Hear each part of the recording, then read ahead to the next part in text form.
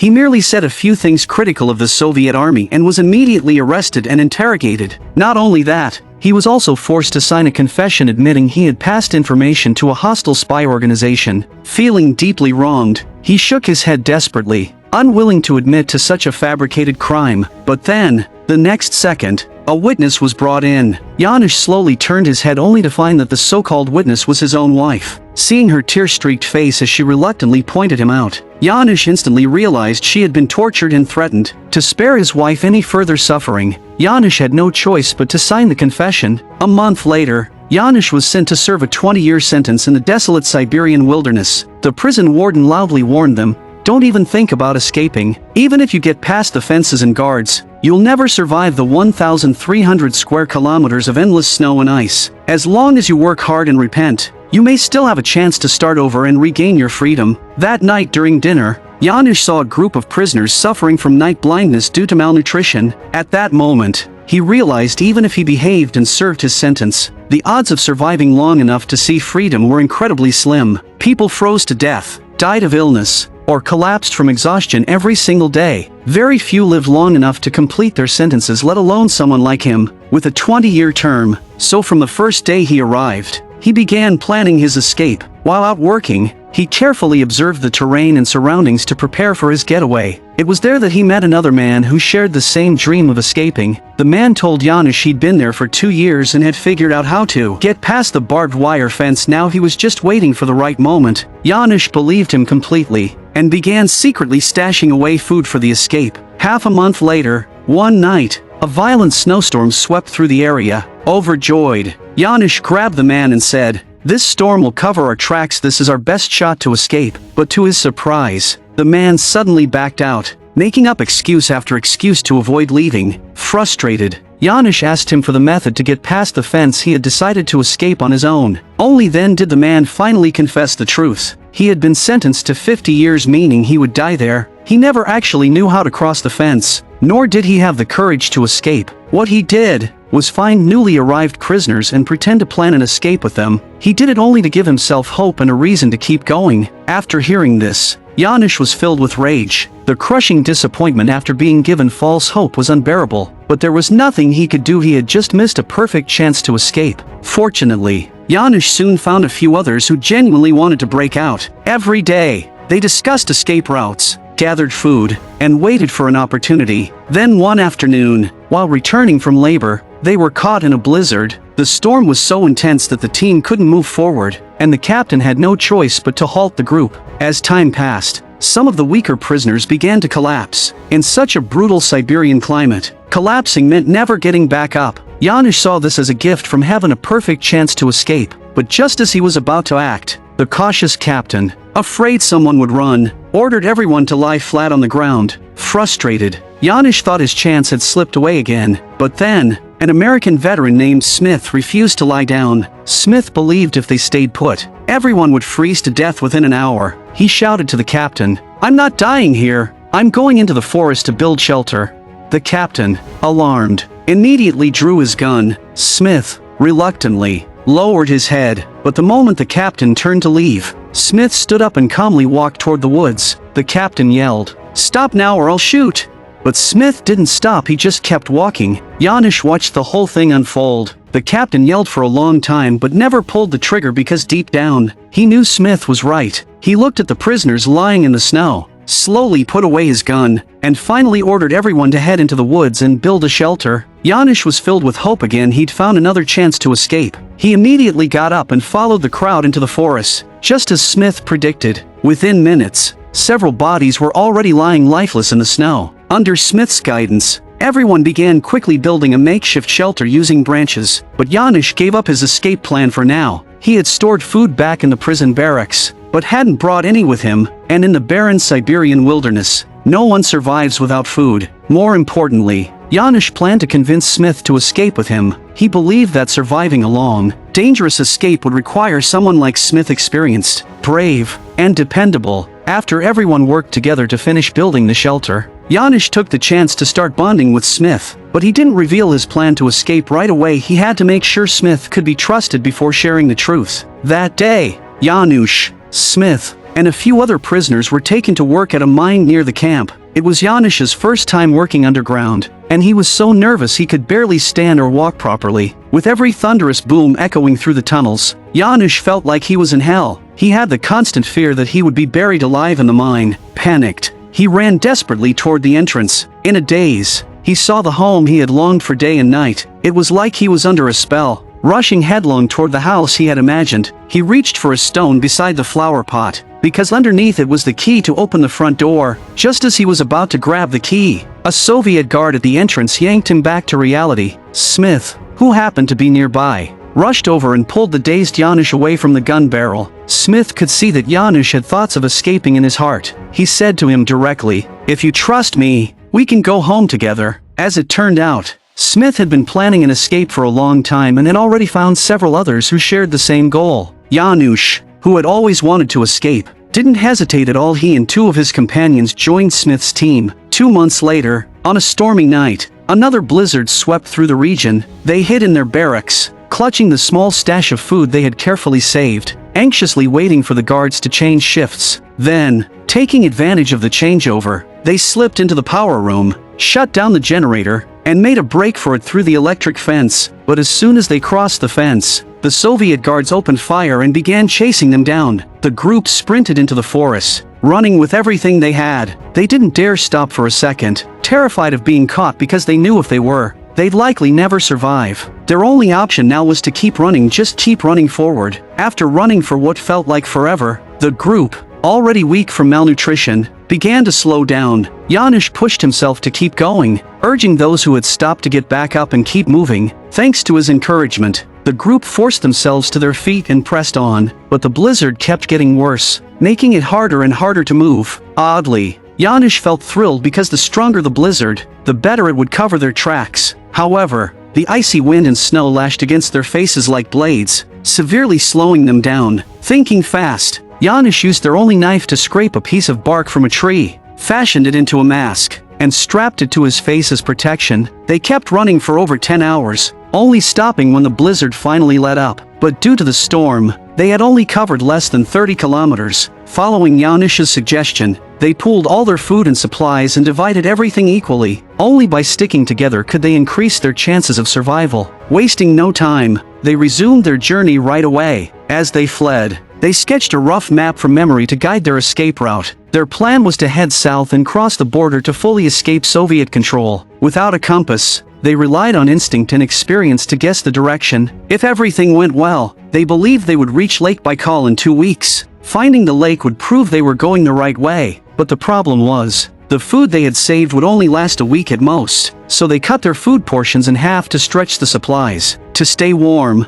they began collecting firewood. One of the men, who suffered from night blindness, went out to gather wood but ended up getting lost. He wandered aimlessly through the forest as night fell, unable to see anything. Eventually, he sat down and waited to be rescued. In his confusion, he imagined seeing a warm fire and even glimpsed his hometown. By dawn, when Janusz finally found him, the man had already frozen to death. They buried him with stones and held a simple funeral. They had planned to reach Lake Baikal in 2 weeks, but after over 3 weeks, there was still no sign of it. That meant they had failed the first step of their escape plan. Worse still, they were now completely out of food. To survive, they resorted to catching insects to eat. Every day, they searched for anything they could eat. At this point, they didn't even know where they were or which direction to go, and the hunger had drained them of all energy. Just as Janusz was about to lose hope, one of his companions approached him. It turned out that this man had been thinking if someone died of hunger, they could eat the corpse. Janusz was stunned into silence. Though he couldn't accept the idea of cannibalism, he also realized it might be their only way to survive. But just then, fate gave them a break. They suddenly heard something nearby. Afraid it was Soviet soldiers, they quickly got up to check. To their surprise, it was a pack of hungry wolves gnawing on an animal carcass. At the sight, their hunger suddenly gave them strength. They roared and cautiously approached the wolves, hoping to claim the food, but the wolves weren't about to give up their meal easily. Luckily, after a tense standoff, the group used sticks and knives to drive the wolves away. They didn't even bother cooking the meat. They huddled together and tore into it raw. At that moment, they looked no different from the wolves they had just driven off. Seeing this, Janusz fell into deep thought. He realized that if they didn't find Lake Baikal soon, they might really end up turning on each other for food. So the next day, he took some food and firewood and said goodbye to the others. Janusz decided to search for Lake Baikal on his own. He told them, "If I'm not back in a week, don't wait for me." Then he turned and left the cave to begin his treacherous journey. Only by finding Lake Baikal could they know where they were. More importantly, the lake's fish could provide them with enough food to survive. But not even a day after setting out, he was caught in a torrential downpour. Soaked to the bone, he took shelter under a large rock, shivering from the cold. The rain finally stopped the next morning. Without hesitation, Janusz set off again, exhausted in both body and mind. He once again saw visions of his home. He reached for the stone next to the flower pot, the one with the key underneath, but the key kept slipping away, and he took step after step, trying to reach it. He didn't know how long he walked, but eventually, he finally saw the long-awaited Lake Baikal. Overjoyed, he ran back to find his companions. He had been gone for almost 6 days. Only one day remained until the deadline he had given them, but it would take him at least 3 days to get back. If he didn't return before they left, they'd likely die on the journey without food. So he pushed himself to the limit and made the return trip in just 2 days. When he got back and told them he had found the lake, everyone was overjoyed. Completely spent, Janusz collapsed from exhaustion. His journey earned Smith's full respect. Smith sat silently next to the sleeping Janusz for a long time. The next morning, they set out for Lake Baikal without delay. But before they could reach the lake, Smith, who was at the back of the group, noticed someone following them. He quickly gathered the others to discuss a plan. They were all escaped prisoners and assumed the follower was a Soviet scout. If the scout reported their location, they'd be doomed. So they decided they had to strike first and take him out. They split into 2 teams and began to circle around the scout. But the scout realized the danger and came out of hiding. As Janusz cautiously approached, he saw that it wasn't a Soviet scout at all but a terrified, homeless girl. Her name was Ireina, and she was Polish. Because her father had been a high-ranking official, she had also been imprisoned by the Soviets. She'd escaped by chance and had been following Janusz's group ever since. She had nowhere to go. Kind-hearted Janusz wanted to take her along, but the others didn't trust her. They thought she would only waste their food and slow them down. After a long discussion, they decided not to bring Ireina with them. After days of grueling travel, they finally reached the long-awaited Lake Baikal. To the starving and thirsty group,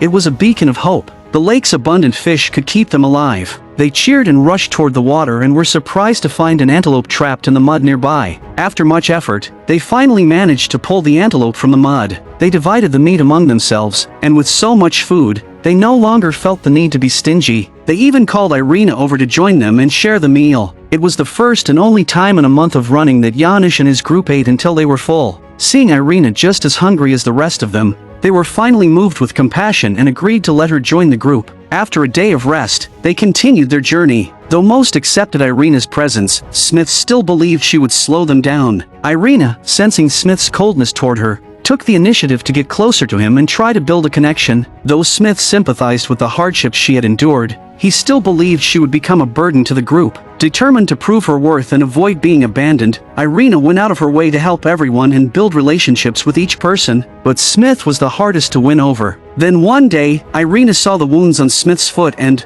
without hesitation, knelt down and started cleaning them. Her selfless act finally broke through Smith's emotional wall. In that moment, the fortress around Smith's heart crumbled. Seeing Smith finally accept Ireina, Janusz smiled faintly from the side. They walked for an unknown length of time before finally reaching the second major milestone of their escape, the Trans-Siberian Railway. If they could cross the tracks and keep moving forward, they could reach the border and enter Mongolia in about a week. But to their dismay, they found the railway area heavily trafficked with residents working nearby and armed patrols constantly monitoring the tracks. Left with no choice, they paused their journey to come up with a plan. Someone suggested detouring around the railway, but Janusz immediately rejected the idea. He knew this railway stretched over 9,000 kilometers across the entire Soviet Union. Trying to walk around it was a fantasy. In the end, they waited until nightfall and used the darkness to their advantage, successfully slipping across the tracks. Once across, they didn't waste a second and pressed southward. They knew they only needed to march for 7 more days to reach the Mongolian border and escape the reach of the Soviets once and for all. But before reaching the border, they unexpectedly stumbled upon a small Soviet town. Someone proposed entering the town to find food since they had been starving for days. But Janusz thought it was far too dangerous. They only had to hold out for 2 more days, then they'd have freedom and food in abundance. Janusz didn't want to risk everything now, so close to the end. After some debate, they they agreed to avoid the town and stay clear of the population.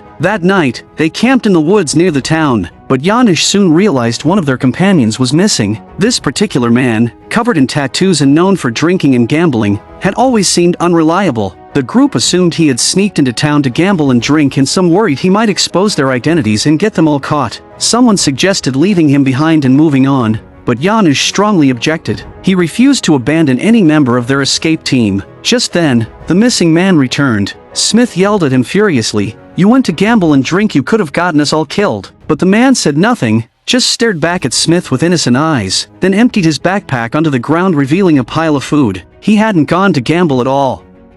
He had risked his life to sneak into the town and steal food for the group. Angrily, he told them, "I know you all look down on me, but I'm not as useless as you think I am." The group fell silent, unable to say a word. The next morning at dawn, they resumed their journey toward the border. After days of suffering and struggle, they finally saw the guarded Soviet-Mongolian border. A wave of indescribable relief washed over each of them. They could almost taste freedom in the air. It felt like it carried the scent of fresh blossoms. But the man who had stolen the food looked up at the border guards and suddenly stopped in his tracks. He was Soviet-born, and though now a fugitive, he didn't want to leave the land that had raised him. Janusz quickly walked over to him, trying to convince him to come along. Staying in the Soviet Union meant risking arrest and being sent back to the Siberian labor camps. Janusz had never liked this tattooed, arrogant, cannibalism-suggesting man, but their journey together had forged an unbreakable bond between them. Despite Janusz's efforts to persuade him, the man chose to stay. He said that although he was a fugitive, he was still a Soviet citizen, and so, with heavy hearts, they parted ways. Janusz watched his companion's figure fade into the distance, knowing this was likely their last goodbye. But he also knew that farewells were part of life, unavoidable.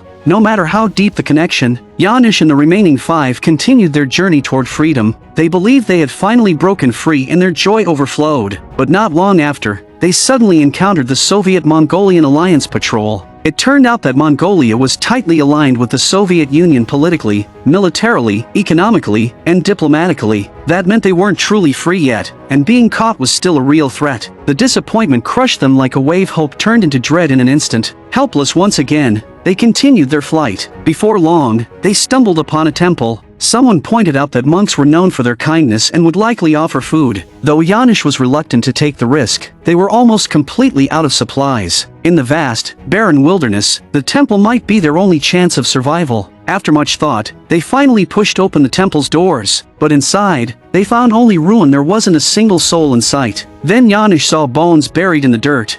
As he dug deeper, he uncovered a pile of skulls. It was clear this place had witnessed a massacre. They searched every corner for food, but found nothing, so they decided to continue south and enter China. They had no idea whether China was truly a neutral country. All they knew was that China was at war with Japan, and Japan was allied with Nazi Germany, Germany being an enemy of the Soviets. Following the logic of the enemy of my enemy is my friend, they decided that just to be safe, they would keep going south after entering China, crossing the Himalayas into India. They all knew India was a British colony at the time. Reaching India would be like reaching Britain and finally escaping the Soviet sphere of influence. And so, they began yet another leg of their long journey. With food running low, their hunger became unbearable, and they found themselves talking endlessly about food recipes, smells, textures. They fantasized that they had just eaten a grand meal, describing every bite in vivid detail. They didn't know how long they had been walking when suddenly, they heard hooves behind them. Turning around, they saw a group of people riding toward them at high speed. One of the men panicked and tried to flee, assuming it was Soviet troops. But Janusz stopped him. He knew they couldn't outrun horses on foot. He told everyone to stay calm and smile. The Mongolian man leading the riders questioned them, but because of the language barrier, neither side could really understand the other. Eventually, the man turned and rode off with his group. Relieved, Janusz and the others continued on. But then, to their surprise, a young boy from the horsemen's group returned alone. Without saying a word, he tossed them a canteen of water, then quickly rode away. They watched him go with grateful hearts, picked up the canteen, and moved forward. After an unknown distance, the Gobi desert stretched out before them, bare, merciless, and endless. They were now deep into survival mode. They ate anything they could, crafted makeshift sun hats for shade, and tried to replace their worn shoes with whatever materials they could find. Even though they had rationed every bite, their fish supply from the lake was nearly gone. They were on the brink of running out of food and water completely. The desert stretched on endlessly with no sign of an end. With so little left, turning back was no longer an option. but continuing south offered no guarantee of survival either. Even Janusz, always the most determined among them, began to waver. Then someone spotted trees far off to the east. Where there are trees, there might be water or food, but Janusz thought it was just a mirage, a false hope. He believed they should stick to their original plan, keep heading south while they still had the strength. Time was running out, and if they moved quickly, they might still have a chance. But Smith disagreed. He said no one knew how far south they'd have to go to escape the desert, but if the trees in the east were real, they might find water and food. With those, they could survive much longer in the desert. To Smith, the mirage offered their best shot at survival. The two leaders, united ever since the escape, now had their first serious disagreement. They decided to let everyone choose, east or south. In the end, everyone except Janusz chose to head toward the mirage. They believed continuing south offered little hope of survival, but that distant vision of trees gave them something to believe in. Even if they died chasing a mirage, it was better than dying walking toward endless despair. Janusz stood still for a long time, helplessly silent, before finally following the others and changing direction, heading east. They didn't know how long they had walked when they suddenly saw a bird flying overhead. The bird's presence meant that trees must be nearby, which meant the forest they had seen was real. With that thought, a surge of energy returned to them, and they sprinted toward hope without hesitation. Sure enough, they found an old well. The cool, sweet water restored their confidence that they could make it out of the desert. Overcome with thirst and exhaustion, they leaned against a few small trees, gulping down cup after cup of well water. They also soaked cloths in the water and placed them over their faces, savoring the sheer joy of relief. They stayed by the well, reluctant to leave, until night finally fell and they calmed down. Gathered around, they began discussing their next steps. Someone suggested that since there was water here, nomads might eventually bring their livestock to drink. If they stayed and waited, there might still be a chance to survive. Some even believed they'd never make it out of the desert at all, and if death was inevitable, they'd rather die by the well. Hearing such hopeless words, Janusz did everything he could to inspire the group. No one ever thought we could escape a Siberian prison, yet we walked all the way here on our own 2 feet. If we keep going, a miracle might happen. Waiting for someone to save us is no match for relying on ourselves. If we stay here, we could wait a week, a month, or even 3 months and still never see a single nomad. By then, we'll probably starve to death before help ever comes. Moved by Janusz's words, the next morning, everyone agreed to continue south and leave the desert behind. Before setting out, they soaked their clothes with well water and filled every bottle and container they had. Bringing as much water as possible, they walked for another week and finally emerged from the desert. But what lay ahead wasn't relief, it was a barren, endless stretch of sand dunes. Worse still, as they just entered the desert, a massive sandstorm suddenly appeared on the horizon, heading straight for them. Panicked, Janusz yelled for the others to run and find cover. Without a second thought, they all sprinted, but the blinding sand quickly swallowed them whole. To keep from being swept away, they huddled together, clinging to each other's hands and lying flat on the ground. The sandstorm lasted a long time, but by some miracle, they all survived. They continued walking through the desert for another 8 days. Eventually, Ireina collapsed from exhaustion, hunger, and dehydration. At that moment, she finally understood why Smith had once thought she'd be a burden to the group. She looked at everyone and said with guilt, "I really did become a burden to you." What she didn't know was no one saw her that way anymore. Everyone around her already saw her as family. Smith, seeing that Ireina could no longer move, understood what that meant. That night, he asked Janusz if he could find the way back to the old well they had left 2 weeks ago. He wanted to take Ireina back and wait for the nomads, give her one last chance to live. But in a desert with no landmarks, retracing their steps was nearly impossible. All they could do now was keep moving south away from the deadly sands. But Ireina was too weak to continue, so they took turns carrying her as far as they could. But Ireina had already accepted that her chances of survival were slim. She begged them to put her down. She wanted to lie in peace and wait for death. Reluctantly, they laid her gently on the ground. Ireina looked around at each of them one last time. She remembered the moment she met these men, their first encounter still vivid in her mind. She had never imagined that a group of escaped prisoners would become her closest family. Aside from her parents, Smith knelt beside her, sorrow in his eyes, and said softly, "Everything's going to be okay." Hearing his voice, Ireina slowly closed her eyes and passed away in the quiet heart of the desert. Smith's heart shattered. Ever since the day she knelt to clean the wounds on his foot, Smith had seen Ireina as a daughter, but no matter how much it hurt, they would never hear Ireina's bright, bell-like laughter again. With no choice, they buried her and held a simple ceremony in her memory. Then, carrying their grief, They pressed on. After Ireina's burial, they walked for several more days. Then one afternoon, another companion collapsed, following Ireina into the silence. Now only 4 remained, all barely able to stand. Janusz did everything he could to encourage the others to get up and keep moving. He knew they had to keep going while their bodies still had the strength. If they waited any longer, their strength would fade, and they would surely die in the sand. But no matter how hard Janusz tried, Smith no longer had the strength to rise. He told Janusz to leave him behind and go on, but Janusz couldn't bring himself to abandon a friend. He used every last bit of his strength to help Smith crawl forward with him. They didn't know how long they walked, but eventually, the desert turned into a rocky wasteland. Still, they found no water. Then one morning,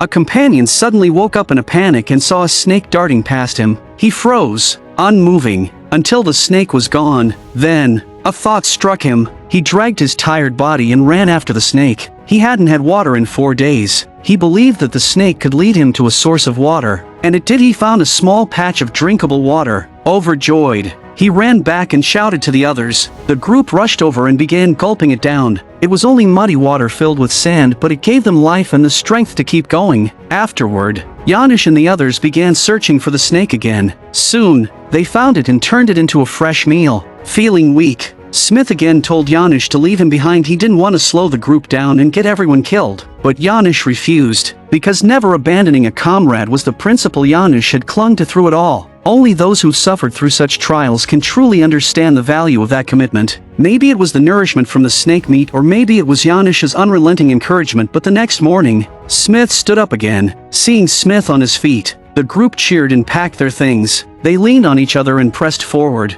After countless days, they finally came upon a rushing river. Desperate for water, they lay in it, soaking up the happiness they hadn't felt in so long. The river meant they had finally escaped the barren wasteland of the Gobi. One morning, they woke to see the ancient Great Wall of China. They couldn't resist exploring it for a while before continuing south. They crossed mountains and rivers, traveling day and night, until they reached Tibet. Resting in the hills, they were discovered by a local villager. The kind villager brought them back to his village and welcomed them warmly. After 2 days of rest, they decided to keep moving. If they could cross the Himalayas and reach India, they would finally be free of Soviet reach. Smith, however, chose to part ways. As an American, he wanted to find the U.S. military stationed in China and return home with their help. Hearing this, Janusz and the others were filled with sorrow. After so much hardship together, they had become like family. But as Smith said, parting is inevitable. Their escape was almost over. They couldn't remain together forever. So, with heavy hearts,